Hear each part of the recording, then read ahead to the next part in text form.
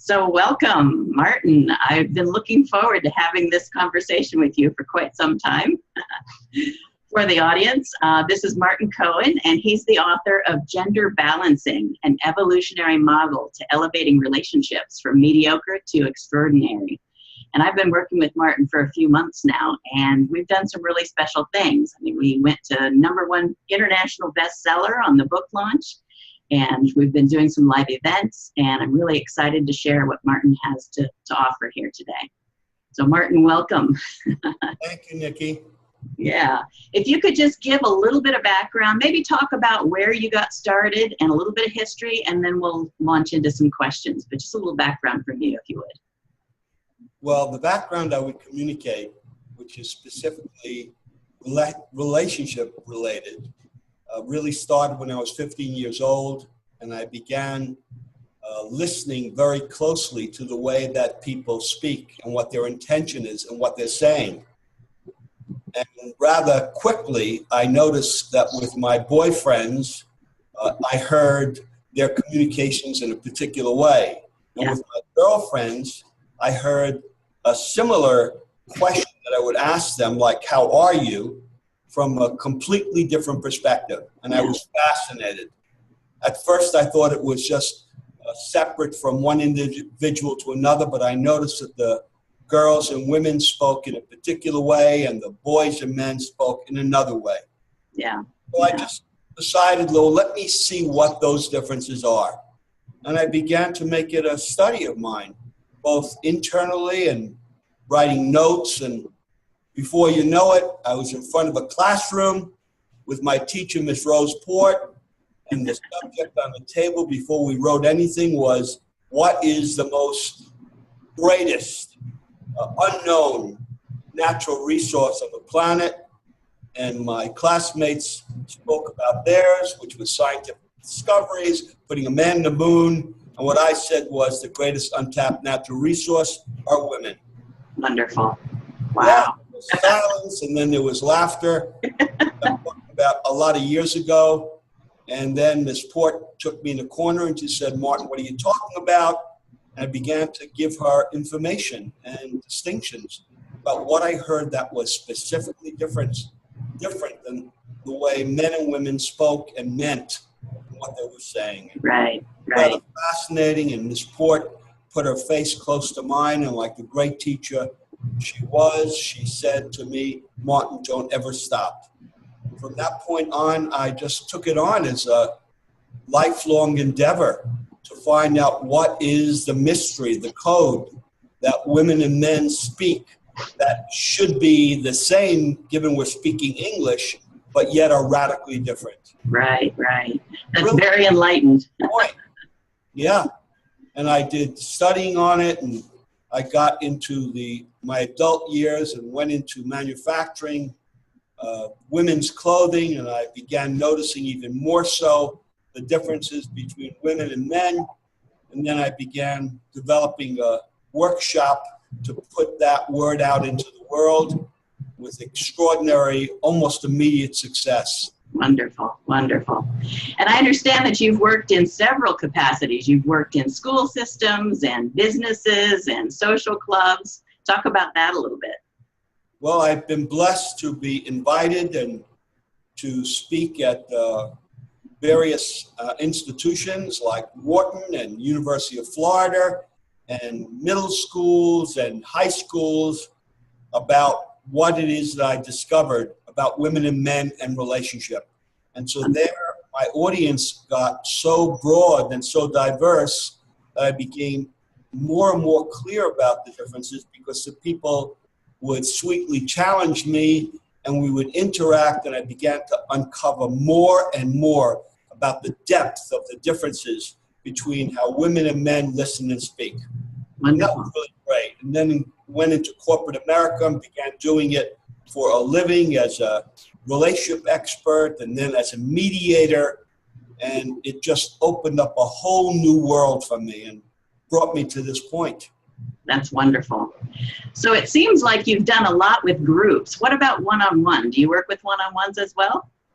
I do work with one-on-one. I usually work with one-on-one. The majority of my audience might be at least 3/4 women. They're generally highly conscious women who are successful and who've been around the block. Yeah. Certainly women who would actually take this work I have and really put it to good use for their lives and for their businesses.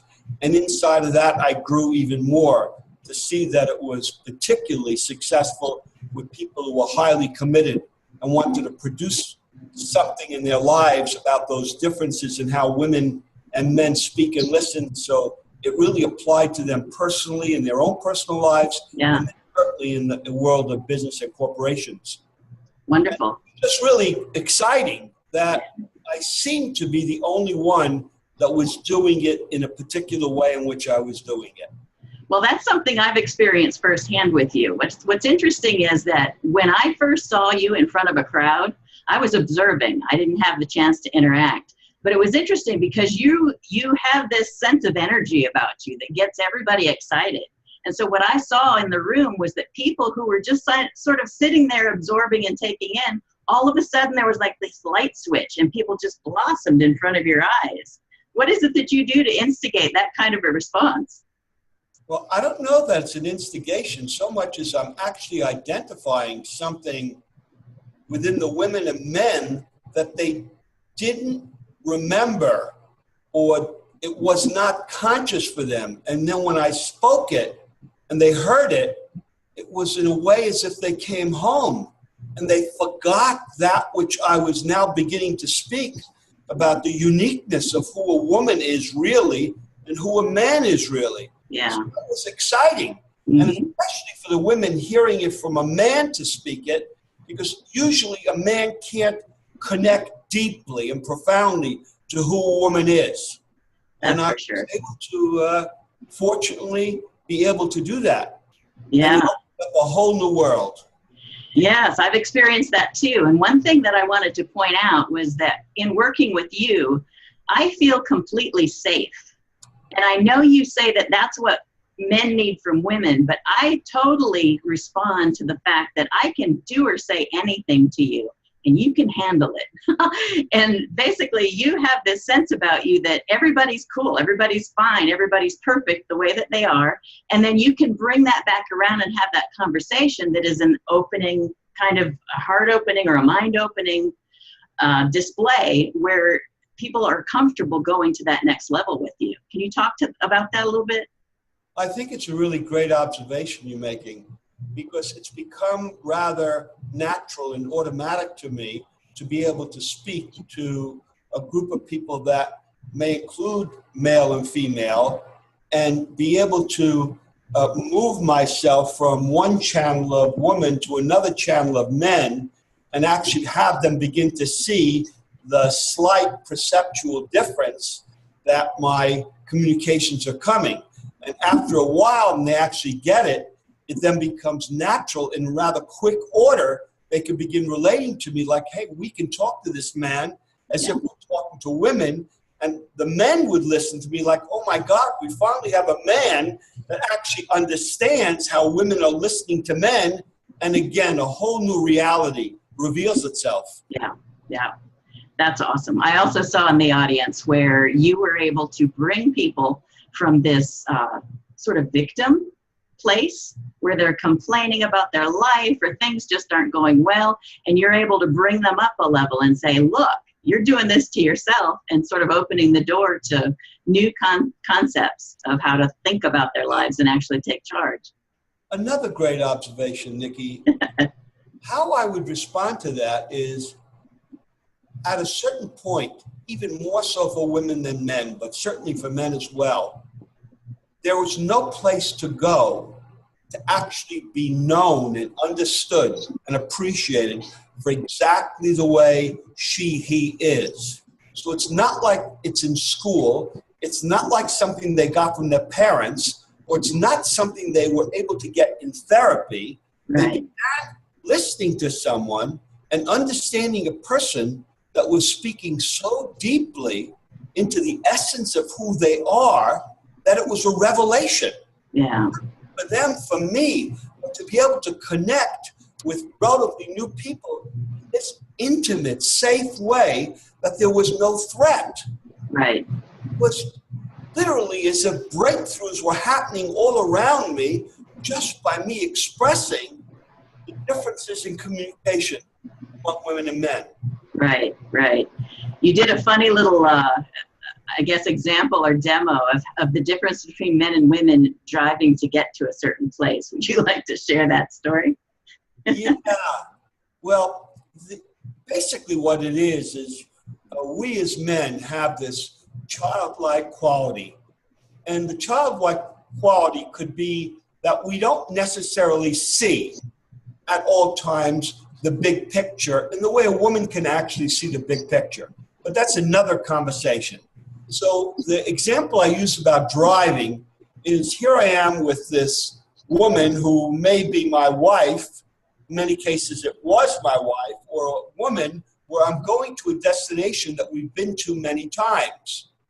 And in me going to this destination with me driving, I either go the wrong way or I pass the exit. And more often than not, a woman will comment or criticize, Martin, you've been there before 20 times. How could you not know where it is? Or even worse, she won't say anything, but she'll fake it and give me a look like, you got to be kidding. You know how to get here. Yeah. The truth is, I may have known how to get there when I got there in that moment. Afterwards, and over time, it was no longer present for me. So the basis of it is for women to actually understand that everything is new for me as a man, like one at a time in my presence. And yes, I do have a memory. And yes, I am bright. Yeah. But something about the woman that could actually see the big picture in a way that I don't see it.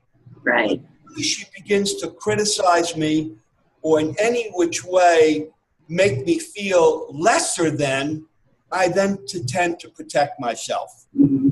Rather than her just being with my process, Right. observing me, and finally us getting to the destination, although it took me probably 2 or 3 times longer than it would have been had I listened to her, if she were driving, and her not saying anything to me, letting me get there, it's not like that she would say, Martin, what an interesting way that you got here. How creative it was for you to get here, even though it took me much longer. Yeah. So there is an aspect of the woman that I refer to as not being safe for me to be the young child, naive and not know, and also at the same time be the great man that I know myself to be. So Right. oftentimes can actually see the context, the big picture, in a way that I don't. And that has nothing to do with intellect. It has nothing to do with that I am forgetful. It really has to do with some fundamental differences between women and men. And that fundamental difference is I, as a man, am very much grounded in present time and here and now, and everything is brand new in here and now. And a woman virtually is very much connected to past, present, and future. Mm-hmm. And it's an extraordinary dance to get in sync with her as past, present, and future, as it is a tremendous commitment for her to be able to address me and listening to me as here and now in present time only. Right. So it takes a shift on both parts. To connect at that level is just so magnificent. Yeah. It is in sync. Right, right. And I think this leads to the 3 keys to a good relationship. I think blends right into that. Do you want to speak to that? Well, the keys I think you're referring to is what a woman would most want and need and require from a man, right, for her to experience being fulfilled as a great woman. And to simplify a very complicated conversation and response that really has never been as succinctly or simply said is that a woman wants from her man for him to be fun, as in fundamentally fun, fun in a childlike way, in a way that she's not. She's actually said in a way that I don't mean it anything but complimentary, but she's complicated as past, present, and future. But she does admire and love the fun of me in that respect. Yeah. He also wants me to be certain and clear in a way that I'm actually saying, this is exactly what I want, or I think would work for both of us. And would you please comply? And I am going to address you very simply and precisely. I'm picking you up at 8 o'clock. I'm requesting you wear all black. I am asking you to leave the rest of the day and night up to me to deliver. But I'm communicating in a way that she doesn't have to think, and she doesn't feel dominated or controlled. So that way of speaking to her has her give up her thinking process and literally trust my certainty and clarity. She wants as a man for me to be certain and clear. And lastly, she wants me to be a lover generator, someone who is really caring for her in a way that I'm coming after her. I'm pursuing her. I'm generating myself as a man. Yeah. And I love to generate myself as a man. And I know she loves being pursued. So if I'm being son, I said son, if I'm being fun here and a lover generator, and the context that every way I'm relating to her is with profound respect, she has it all. She has all that she fundamentally wants from her man and men overall. Right.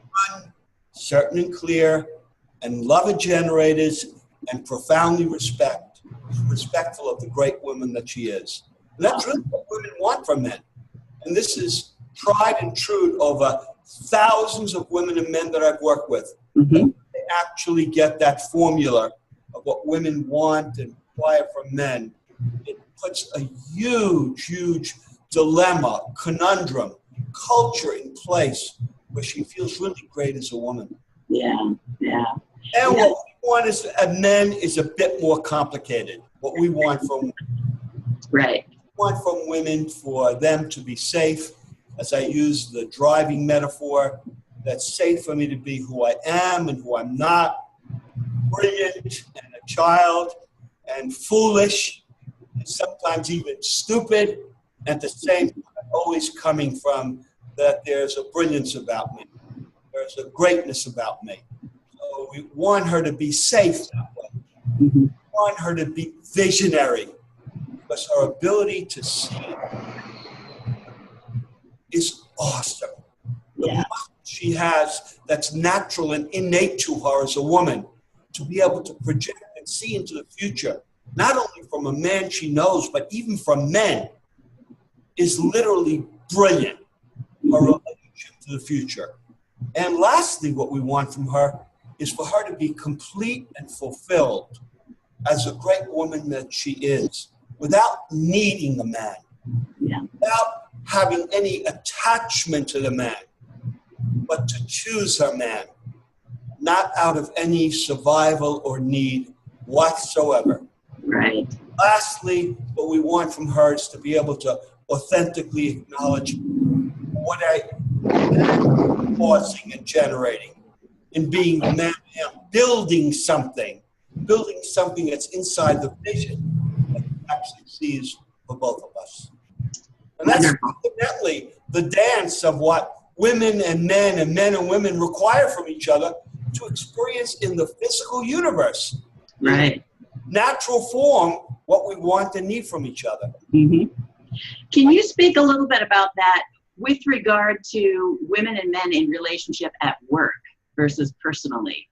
How do you coach people when they're in a work situation and have to deal with the same differences? Yeah, well, it's fundamentally the same as I just said personally, except the difference is you would be very conscious of the rules and regulations and conditions of that respective culture. So there is a relationship that occurs, what women and men want and need from each other, that in its optimum form is amazing. Women as managers, women as people in high places managing integrity and managing that which we're building in the organization. Awesome. They are their true place as managers. Whereas the men, in terms of the doingness, that's more linear, are really great in building and creating. And so I have that old adage that women point to the future and the possibility. Men then lead that vision and build that vision. And then women easily are willing to follow and manage the lead without necessarily having to take the credit, knowing full well that their vision is being fulfilled and realized, that men are actually building it and creating it in a partnership that is completely awesome. Yeah. That's what happens in an ideal corporate structure. Right. And of course that happens in the personal relationship as well, that partnership, but there is a subtle difference at work as against being at home. Mm-hmm. Mm-hmm. Okay. So if a woman came to you and needed your assistance, and she also had the personal issues, but she was literally trying to get into a bigger arena in corporate life, meaning she's trying to get a promotion or she's trying to walk up the ladder of leadership. What would you do with her first? Would you work on her personal life first, or would you work in tandem and use examples of both going into it? Well, I don't even know if I would go there first about respectively what women and men want and need and require from each other. Mm-hmm. How much as I would want to know who she is, the essence of who she is, and then be able to equate with her the kind of culture that she could best grow into. Because the culture she's going to grow into is going to really allow the freedom rather than the limitation for her to realize her greatness. So when I, as a man, or even as a woman, get the essence of who that woman is, span to be able to relate fully expressed as in creating a future that may even be limited or non-existent. Yeah. And that she understands that is, that I get that part of her, we then could begin to match up the kind of culture, the kind of owners of the corporation or the business, and then at that point, she can now interview them as well as they're interviewing her and looking to see, is there a freedom? Is there an unlimited possibility for me to fully be myself in terms of a team that includes women and men and great people committed to something so far beyond a gender attachment? Mm-hmm. Inside that relationship, it's literally genderless. Right, right. So magnificent. I love that. Can you give me an example, maybe two examples, one on each side of a vast difference of behavior or result, of two of your favorite clients and what the results were after working with you? Oh, so if we were to talk about a heterosexual relationship, and it could be very similar in a same-sex relationship, they'd actually begin to understand deeply their unique differences, their differences. Mm-hmm. Certainly, I would have had a conversation beforehand and asked them, how are they going to be relating to each other if, in fact, they're no longer a couple, right, or no longer in a committed or married relationship? How are you going to be with each other? Yeah. Listen closely, because I don't want it to be that it's essential or mandatory that they get married without really understanding fully what they're getting into. Mm-hmm. And when I can actually see that the love is one in which they can move closer to embracing each other's differences, not their sameness, but their differences, mm-hmm, the world opens up. Because now we have room in the respective relationship, heterosexual or same sex, to actually appreciate the differences instead of actually having the differences at some point cause a breakdown. Mm-hmm. That's a real start in creating the magnificence of creating that kind of a relationship. Right. And that goes beyond a committed relationship. It really speaks to an everlasting relationship. Mm-hmm. That's a lot of what my book actually speaks about. Right. Is gender balancing and evolutionary model that elevates relationships from mediocre to extraordinary. Beautiful. I go into that more in depth here, and that's just magnificent when a couple can really understand not only how they are the same, but how they are different. Mm-hmm. Mm-hmm. Wonderful. What about another scenario that's vastly different than that? Maybe in the school setting or maybe in a business setting? What was something? Well, there are really the differences at some point. The differences you can't see initially. Initially, what's there is there's a particular attraction. And the attraction could be from physical to cultural to what we see and have in common with each other. So that begins to become easy because initially it looks like, wow, this is just a male or a female counterpart of myself. Yeah. That's all that's present is that sameness.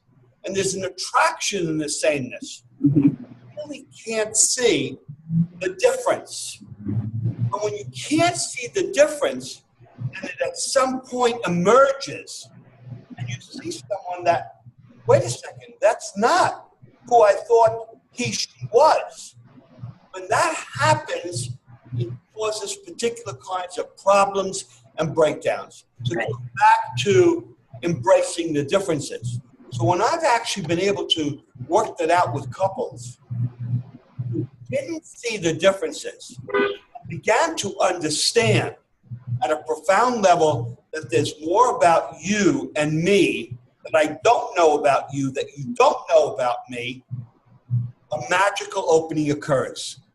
Because it actually puts aside that which we know, and we're now much more excited with that which we don't know.